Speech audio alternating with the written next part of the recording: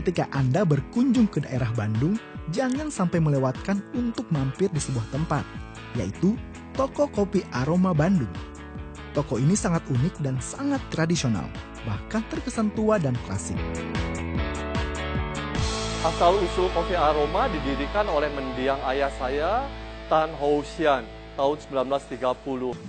Kemudian diturunkan ke saya 1971 sampai sekarang. Keaslian ini karena kalau membuat makanan proses nggak bisa dipercepat. Kalau kopi yang betul-betul kopi itu harus ditunggu 8 tahun untuk Arabica, 5 tahun Robusta untuk mengurangi kadar asam dan kadar kafein sehingga yang minum sehat. Bukan hanya sekedar uang yang dicari. Emang secara matematik dagang gini nggak masuk hitungan karena kalau investasi di bank berbunga, kalau ini malah hilang. Tapi hidup harus jujur. Tuhan akan ngasih rezeki, harus yakin itu.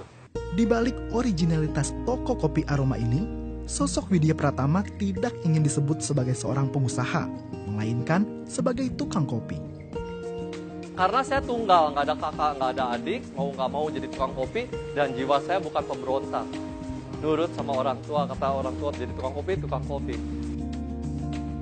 Background pendidikan saya hanya sarjana ekonomi, itu manajemennya. Tapi saya punya keahlian skill, nanam kopi itu gimana, pH tanahnya gimana, curah hujannya gimana, kemiringannya, jenis-jenis kopinya. Dan saya dibekali juga belajar membuat kopi, tapi yang modern di Singapura dulu 1 tahun waktu 71. Selain tukang kopi, kalau saya siang masih mengajar Operation Management dan Wirausaha di Fakultas Ekonomi di alma mater saya sendiri, Fakultas Ekonomi Unpad dan di Maranatha dan di tempat-tempat lain yang panggilan. Biar mahasiswanya jadi entrepreneur yang jujur, yang tangguh, nggak cengeng, nggak hanya minta, tapi dia menciptakan lapangan kerja segala-gala. Saya bergerak juga di sosial, khusus mengurusi anak-anak multiple handicap, anak-anak cacat ganda sebanyak 47. Ya karena hidup bukan hanya di dunia hanya sesaat. Kesan yang ditimbulkan ketika Anda berada di toko kopi ini adalah kesederhanaan. Namun, prinsip bisnis seperti apa yang dijalankan oleh seorang Widya Pratama?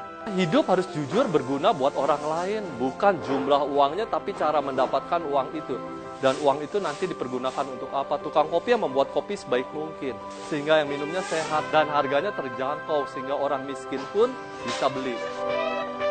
Lalu, apakah rahasia seorang Widya Pratama untuk mempertahankan bisnis ini? Kontrol harus berlapis-lapis, mulai dari pemetikan, pemupukan tanaman harus organik, penjemuran, penggarangan, penyimpanan, pengolahan, penjualan, dan keuangan. Ya, pemegang kekuasaan jangan suka dikasih uang, karena setan datangnya tuh kalau udah tua gini perempuan. Tujuannya perusahaan harus mencari untung, nah, labanya itu untuk kelangsungan hidup, kemudian dipakai untuk apa? Menjaga langganan, kesejahteraan karyawan dan sosial, tapi istrinya tetap satu. Bagaimanakah cara seorang Widya Pratama untuk menjaga hubungan dengan para karyawannya? Kasih sayang.